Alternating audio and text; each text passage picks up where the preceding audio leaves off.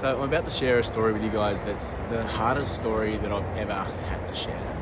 And it's the hardest moment that I've ever had to experience. And I'm not sharing this for sympathy, I'm okay. I'm sharing this to raise awareness to the often hidden challenges that us men go through. We're coming up to International Men's Day, and I just want to raise awareness to the challenges that men face and the oftentimes that they're faced in silence. There are 9 Aussies kill themselves every single day.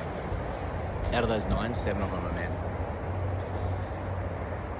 Now, each of those 9 people that kill themselves, there are hundreds of people that are deeply affected, that their lives will be changed forever.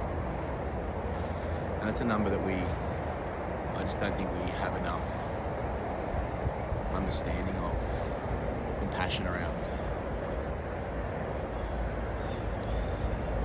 And so I'm going to share this story and my experience with the lowest moment of my life, in the hope that we can raise awareness around the dangers of suicide and the challenges that men face in society. So this moment I'm going to share with you happened roughly 3 years ago. And at that time I'd been through challenge after challenge after challenge. And they were big challenges, and I'm not going to go into the details, but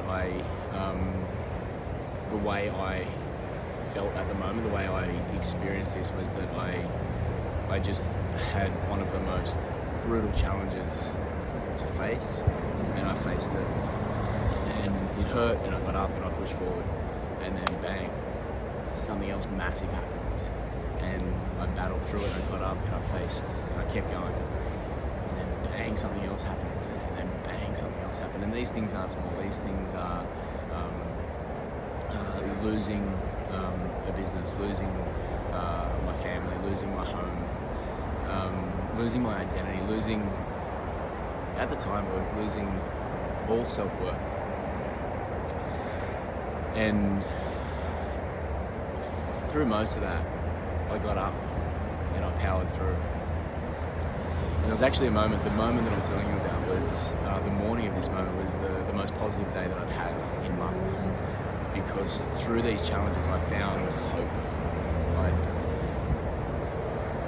I'd responded to a situation rationally and made the right decision, and that moved me forward, where up until that point a lot of my decisions were emotional and reactionary and were pushing me backwards.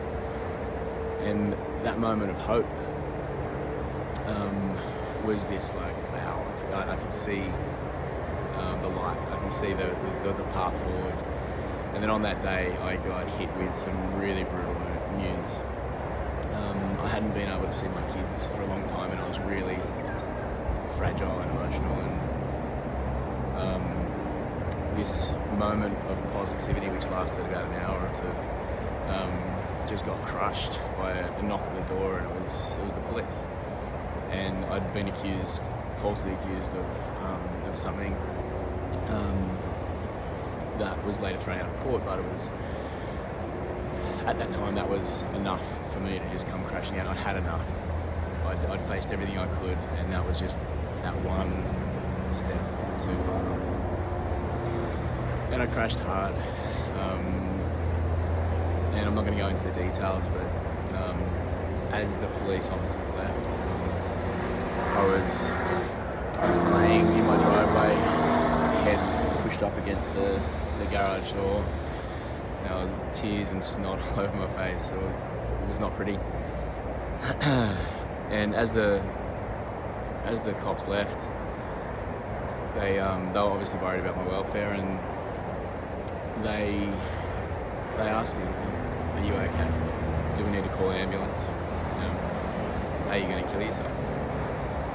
And I told them I was okay, and they left. But if I'm totally honest, I was far from okay. At that moment, I lost all hope. I felt hopeless, I felt helpless, and I had absolutely no desire to ever get up again. I couldn't see the point. Everything I tried had failed. All the good I was trying to do got crushed.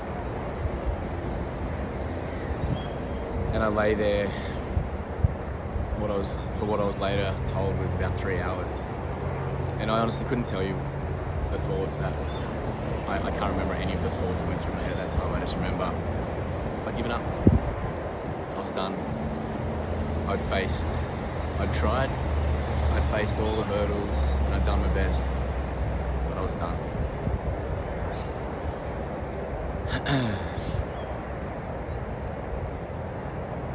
But it was that moment that is what drives blokes down.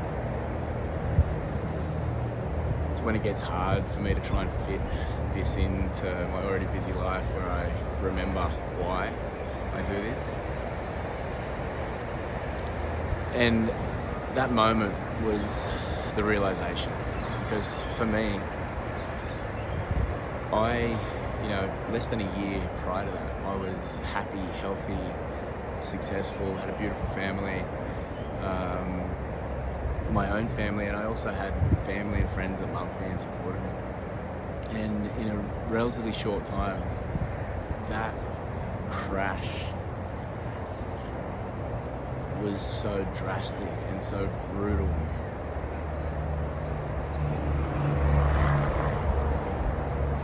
that it made me think of those men out there that don't have the support that I have,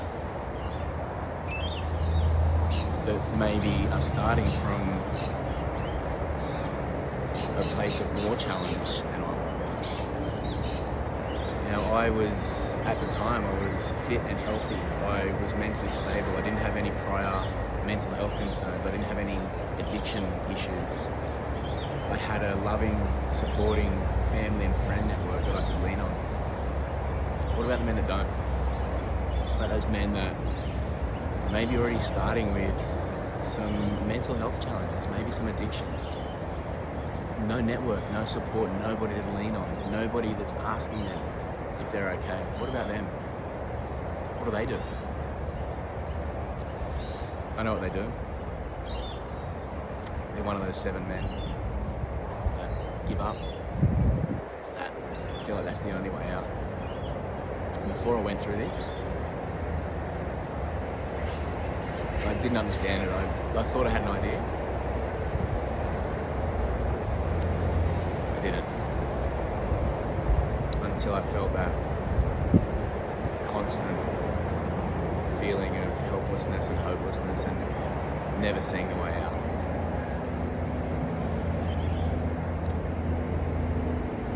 So that's why I started Close Now, and that's why I continue to put a lot of energy into it. So that those men that don't have that support and don't have that network have a place to come where they can see that they're not alone in their challenges, where they can get support that they need, where they feel comfortable to ask for help. And one of my hopes of Blokes Day Out is to show as many men as I can, firstly that there's hope, that there's a light at the end of the tunnel, but also to show them some tools that are practical tools that can help to get them through these challenges. And my hope is that if I can show these men these tools and show them and guide them down the pathway that they can find this support and use these skills to not go through what I went through, what so many men go through.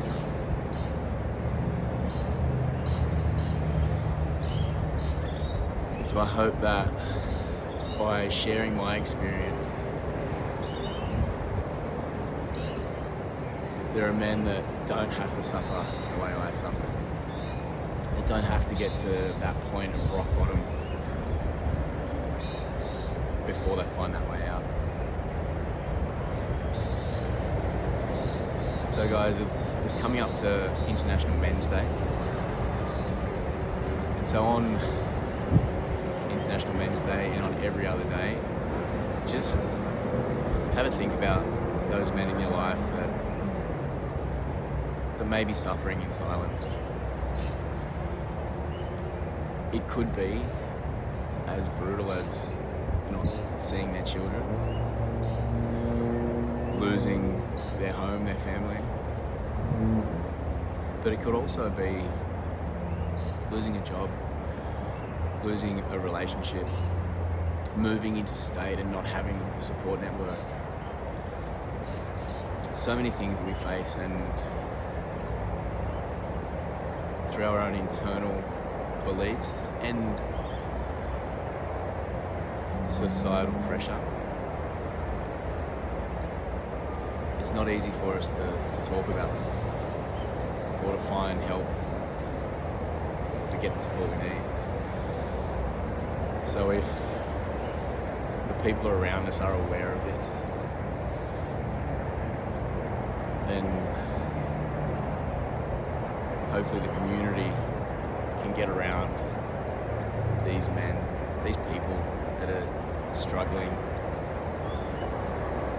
and show them that they're not alone and show them that they're loved, and support them to find the help they need. Thanks for listening, guys. As I said at the start, this is not a video about me. I'm super happy with where I am in life. I'm still facing challenges, and I know I always will. But I'm in a way better place now.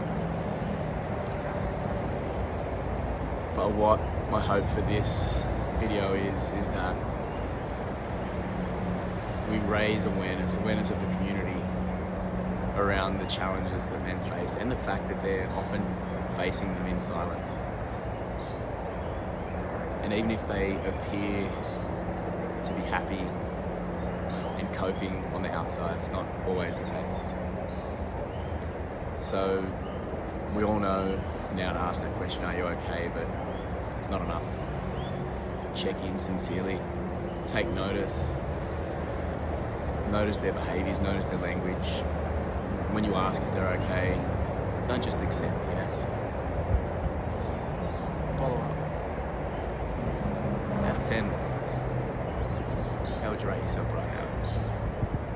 And listen intently and listen supportively. And understanding you don't have to fix the problem, you just have to help them to understand that it's okay to talk and that you're there for them, and that together you can work through whatever it is. Thanks again for listening, guys.